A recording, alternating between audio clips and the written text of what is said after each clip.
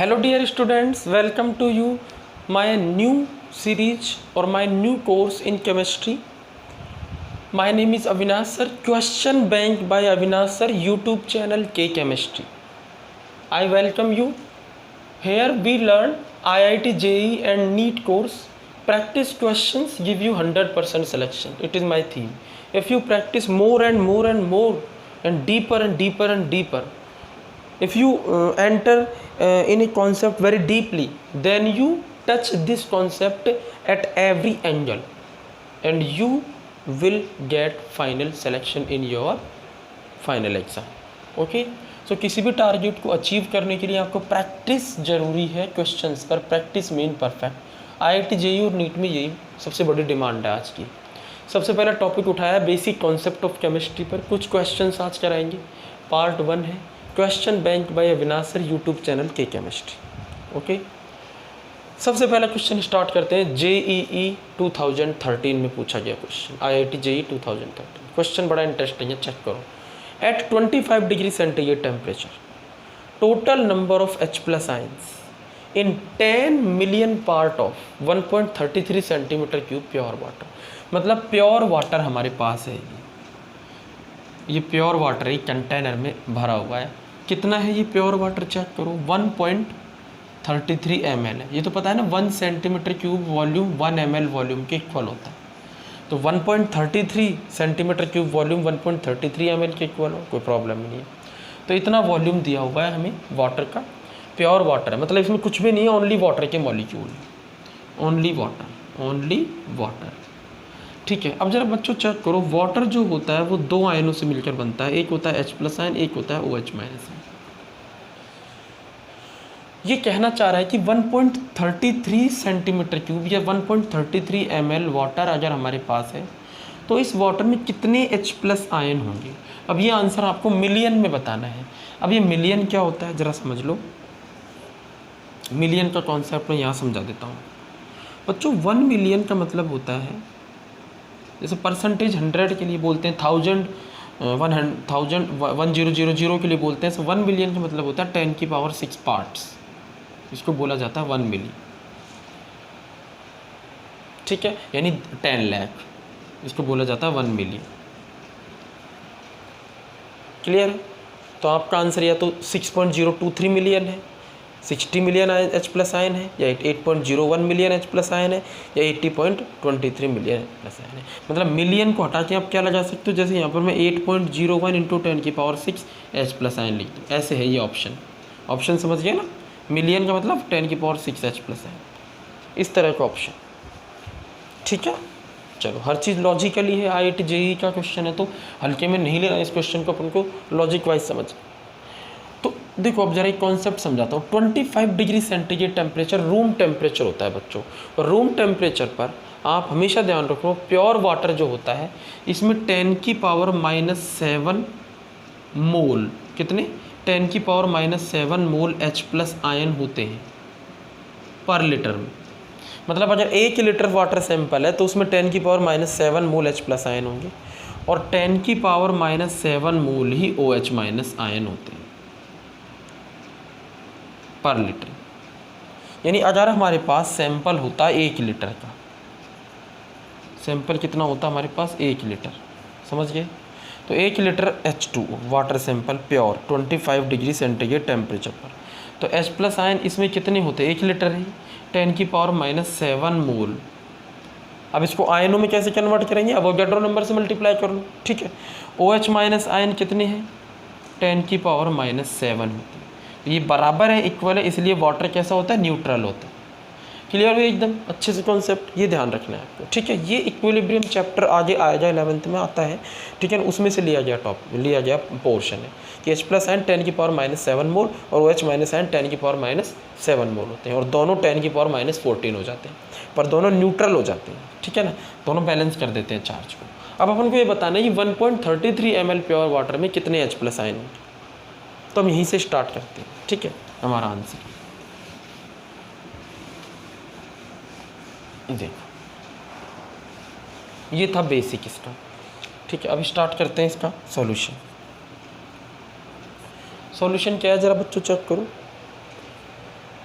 हमें पता है 1 litre water contain 1 litre water contain 10⁻⁻7 मोल H+ आयन। ठीक है, 1 लीटर मीन्स बच्चों 1000 ml, क्योंकि ml में है तो 1 ml वाटर में कितने H+ आयन होंगे? 1 ml water contain how much H+ ion? 10⁻⁻7 divided by 1000 mole H+ ion. हमें कितने में बताना है? 1.33 ml वाटर में। तो 1.33 ml वाटर में कितने H+ आयन होंगे? Contain how much H+ ion? 10⁻⁻7 1000 into 1.33 multiply कर देंगे मोल H+ आयन। इसके बोलते हैं यूनिटरी मेथड बोला जाता है कि इतने में अगर इतने H+ आयन है तो 1 में इतने होंगे, तो फ्रैक्शन बन गया, और 1.33 ml में इतने मल्टीप्लाई हो जाए, इतने मोल H+ आयन। क्लियर है एकदम? ठीक है, चलो अब इसको सॉल्व कर लेते हैं बच्चों। 10⁻³ है, इसको ऊपर ले जाओ, 10⁻⁻10 हो जाएगा। तो 1.33 इंटू 10⁻⁻10 मोल H+ आयन होंगे। कितने में? 1.33 ml वाटर। लेकिन बच्चों क्वेश्चन पढ़ो, 25 डिग्री सेंटीग्रेड टेम्परेचर पर total number of H+ ion बताने, 10 million part of 1.33 ml water में नहीं बताने H+ आयन, उसके 10 मिलियन पार्ट में बताने। कितने पार्ट में? 10 मिलियन पार्ट। तो अब इधर सॉल्व करते हैं। 10 मिलियन पार्ट का मतलब क्या? 10 मिलियन बच्चों 1 मिलियन क्या होता है? अभी बताया था 10⁻⁶। तो बच्चों 10 मिलियन क्या होगा? 10 मिलियन क्या होगा? 10 इंटू 10⁻⁶ होगा, मतलब 10⁻7। अब ये कह रहा है 10 मिलियन पार्ट ऑफ इतना वाटर का इतना वॉल्यूम है, इसका भी 10 मिलियन पार्ट होना चाहिए, उसमें H+ आयन बताओ। तो 1.33 ml का 10 मिलियन कैसे करोगे? पार्ट करना है। अरे अगर मुझे 1.33 का हाफ पार्ट करना होता तो मैं इसमें 2 से डिवाइड करता। अगर मुझे 10वां पार्ट करना होता इसका तो 10 से डिवाइड करता। 100 पार्ट करना होता तो 100 से डिवाइड करता। 10 मिलियन पार्ट करना है तो किससे डिवाइड करना है मुझे? 10⁻⁷ से। क्लियर है? तो हम लिखेंगे 10 million part of 1.33 ml water equal to 1.33 upon 10⁻⁷। समझ आया? 10 मिलियन पार्ट क्या कैसे करेंगे? 1.33 ml वाटर का 1.33 में 10⁻⁷ का डिवाइड किया। किसी चीज़ का आधा कैसे करेंगे? हाफ से डिवाइड, 1/2 से मल्टीप्लाई कर दो, 2 से डिवाइड कर दो। उसका पाँचवा हिस्सा कैसे करेंगे? 5 से डिवाइड कर दो। उसका 1000वां हिस्सा कैसे करेंगे? 1000 से डिवाइड कर दो। उसका 1 मिलियन पार्ट कैसे डिवाइड करेंगे? 1 मिलियन पार्ट कैसे करेंगे? 10⁻⁶ से डिवाइड करो। 10 मिलियन कैसे करेंगे? 10⁻⁷ से। तो 1.33 ml वॉल्यूम का भी 10 मिलियन पार्ट, मतलब 1.33 अपॉन 10⁻⁷ मिलियन, इतने पार्ट में H+ आयन निकालना। ठीक है, तो 1.33 ml वाटर में H+ आयन इतने हैं। ओके, तो हम लिखेंगे 1.33 अपॉन 10⁻⁷ ml वाटर में कितने होंगे? Contain how much H+ ion. ठीक है, ये तो 1.33 ml वाटर में। क्लियर है? अब हम पता लगाना 1.33 अपॉन 10⁻⁷ ml वाटर में कितने के होंगे। तो आपको सिर्फ यहाँ पर 1.33 तो पहले से लगा हुआ था, अपॉन 10⁻⁷ इंटू 10⁻⁻10 मोल H+ आयन। क्लियर है? दिख रहा है?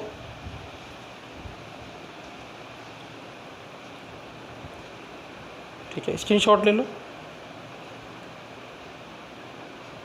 ओके, चलो अब इसको आगे यहाँ सॉल्व कर देता हूँ।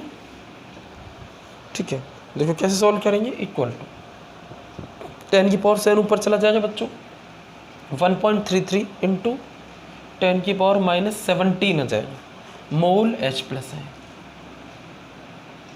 अब मोल को किस में कन्वर्ट कर लो? आयंस में। तो एवोगाड्रो नंबर से मल्टीप्लाई कर दो। 1.33 into 10⁻⁻17 into 6.022 into 10⁻23 H+ ions. अब ये मोल्स हट गया, आयंस रह गए। अब बच्चों इसको मल्टीप्लाई करो, 6.022 को 1.33 से मल्टीप्लाई करो तो आएगा 8.01 इंटू इन दोनों को करोगे सॉल्व तो 10⁻6 H+ आयन आ गया ना। 10⁻6 बच्चों मिलियन होता है, तो आंसर आया 10.01 मिलियन H+ आयन। बोलो फील आया? इतने मिलियन H+ आयन होंगे, तो ऑप्शन में सी। ऑप्शन कौन सा होगा हमारा? सी। चलो दोबारा बताता हूँ, देखो 25 डिग्री सेंटीग्रेड टेम्परेचर पर total number of H+ ion बताने हैं 10 million part of 1.33 centimetre cube pure water के।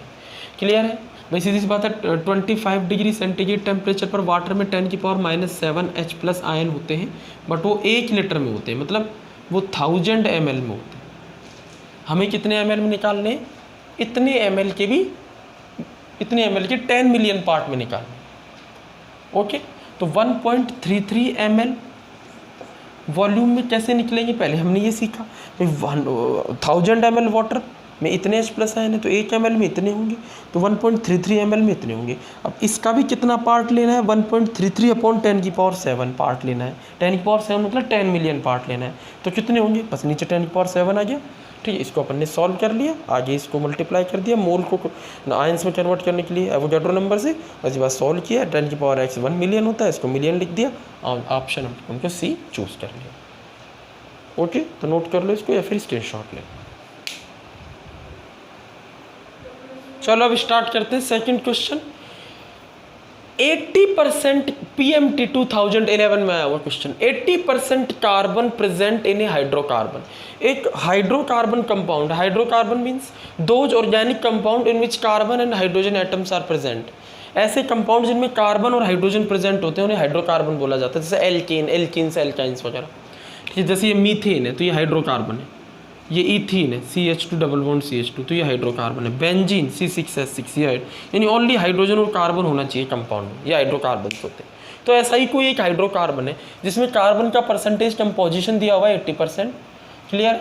तो एम्पेरिकल फॉर्मूला बताना है इस कंपाउंड का। ठीक है, अब सीधी सी बात है, हाइड्रोकार्बन है ये, तो हाइड्रोकार्बन में 2 ही तरह के एलिमेंट है। सॉल्यूशन कैसे करेंगे इसका? Hydrocarbon that means it is made up by only carbon and hydrogen. इसमें कार्बन है और इसमें हाइड्रोजन है।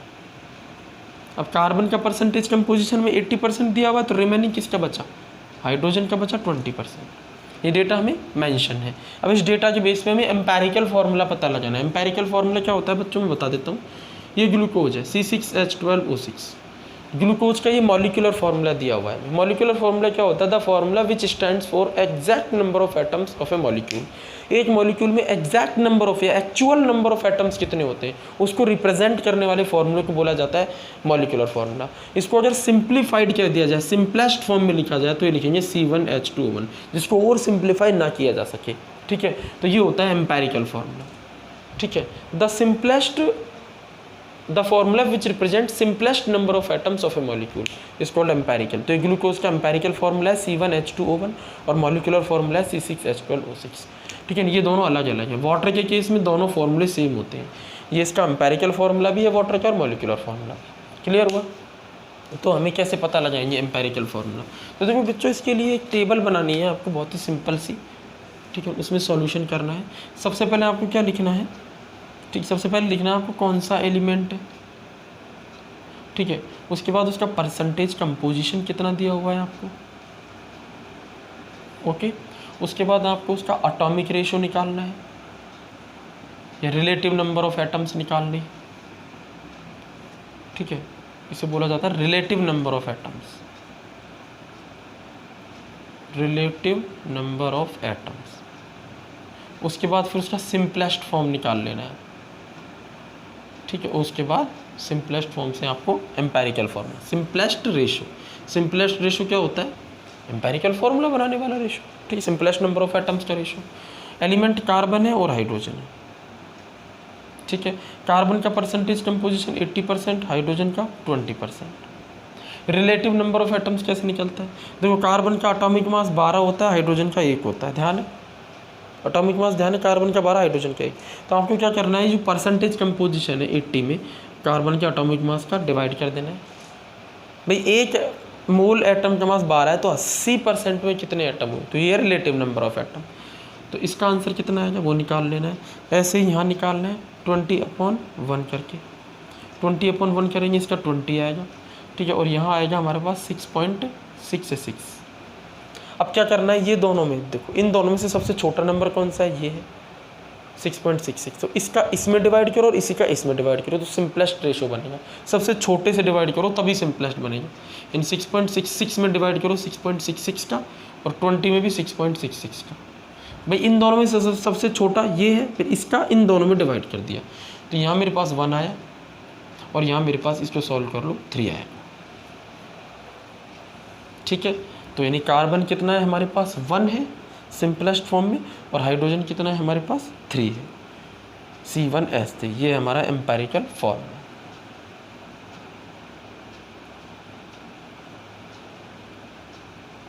ठीक है, तो आंसर कौन सा होगा हमारा CH3, तो आंसर होगा हमारा B। ओके, तो नोट कर लो इसको, स्क्रीनशॉट ले लो।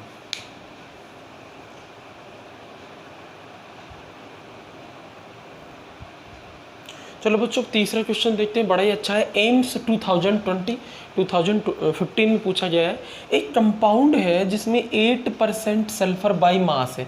मतलब एक कंपाउंड है जिसमें काफ़ी सारे एलिमेंट्स होंगे, सल्फर जो है वो 8% है मास के हिसाब से। मतलब 100 ग्राम अगर वो कंपाउंड है तो उसमें 8 ग्राम सल्फर है, ठीक है। अब अगर उस सैंपल उस कंपाउंड का x ग्राम हम ले लें, ठीक है, और उसमें सल्फर कितनी है इसके मोलर मास के इक्वल। जरा समझो, it's x gram, it's means जो सैंपल है कंपाउंड है इसके x ग्राम में कितनी सल्फर है, उतनी ही सल्फर है जितना कि सल्फर का मोलर मास होता है। अब सल्फर का मोलर मास बच्चों 32 ग्राम होता है, तो मतलब इसके x ग्राम में कितनी ग्राम सल्फर है, सल्फर 32 ग्राम इसके मोलर मास के बराबर है, मतलब सल्फर के मोलर मास के बराबर सल्फर है, ठीक है। तो x क्या होगा, मतलब x ग्राम, मतलब x ग्राम की वैल्यू बतानी है, मतलब सैंपल का कितना हम वेट लें कि उसमें सल्फर 32 ग्राम हो जाए। क्वेश्चन समझ में आ गया, ठीक है। अगर परसेंटेज में वो 8 है तो सीधा सा दिया हुआ है 100 ग्राम में 8 ग्राम दी हुई है। क्लियर है नहीं, इसका सॉल्यूशन कैसे करेंगे जरा देखो। 8% सल्फर बाई मास, इसका मतलब समझो 8 ग्राम, इसका मतलब है बच्चों 8 ग्राम सल्फर प्रेजेंट इन 100 gram compound, 100 gram compound. 100 gram compound में कितनी सल्फर है, 8 ग्राम सल्फर।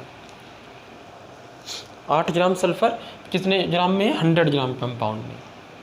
तो x ग्राम कंपाउंड ले लें अगर हम, ठीक है, तो उसमें 32 ग्राम सल्फर होगी, तो वो x ग्राम की वैल्यू क्या होगी, मतलब 32 ग्राम सल्फर कितने ग्राम कंपाउंड होगी। क्वेश्चन समझ में आया, 32 ग्राम सल्फर कितने ग्राम कंपाउंड होगी।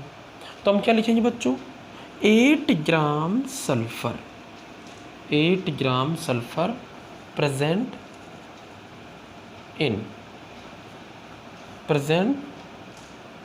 इन, तो हम लिखेंगे इक्वल टू 100 ग्राम कंपाउंड।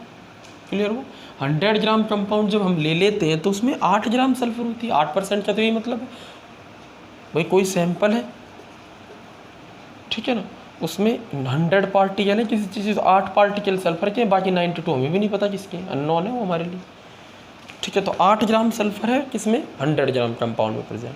तो बच्चों 1 ग्राम सल्फर कितने ग्राम में प्रेजेंट होगी, 1 ग्राम सल्फर कितने ग्राम सैंपल में प्रेजेंट होगी, 100/8 ग्राम कंपाउंड में होगी। अब x ग्राम कंपाउंड में कितनी सल्फर है, 32।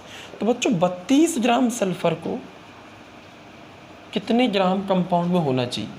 क्वेश्चन समझ में आ गया भाई, 8 ग्राम अगर 100 में है तो 1 ग्राम 100/8 ग्राम कंपाउंड में, तो 32 ग्राम सल्फर को कितने कंपाउंड में होना चाहिए, 100/8 × 32 ग्राम कंपाउंड, इतने कंपाउंड होना चाहिए। ये x है बच्चों, ये क्या है x ग्राम, ये वो x ग्राम है, ये x ग्राम कंपाउंड है जिसमें 32 ग्राम सल्फर है, मतलब x ग्राम में कितनी है, इसके मोलर मास के बराबर सल्फर है। बड़ा टिपिकल है क्वेश्चन समझने में, लेकिन ईजी था, ठीक है। तो ये हो जाएगा बच्चों 4, और आंसर होगा 400 ग्राम कंपाउंड होना चाहिए, तब इसमें सल्फर उतनी होगी जितना कि सल्फर का मोलर मास है, ठीक है। तो ऑप्शन क्या हो जाएगा, बी। नोट कर लो इसको।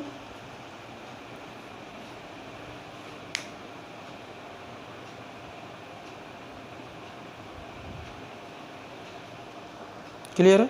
अगर आपको क्वेश्चन समझ में आ रहे हैं, ठीक है, चैनल अच्छा लग रहा है, ठीक है, आप ऐसी वीडियोस और कंटिन्यूसली देखना चाहते हो, अपना IIT JEE नीट एकदम क्लियर परफेक्ट करना चाहते हो, तो आप मेरे चैनल को सब्सक्राइब कीजिए, लाइक कीजिए, ठीक है, ज़्यादा से ज़्यादा शेयर कीजिए, ओके, और बेल आइकन भी हिट कीजिए, जिससे जब भी कोई मैं नया वीडियो डालूँ तो आपको नोटिफिकेशन तुरंत मिल जाए, इमीडिएटली मिल जाए।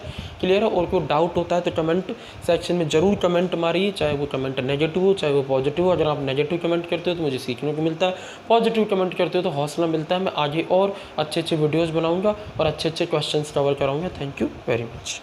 ठीक है, और भी हम क्वेश्चन करेंगे, इसका स्क्रीनशॉट ले लो।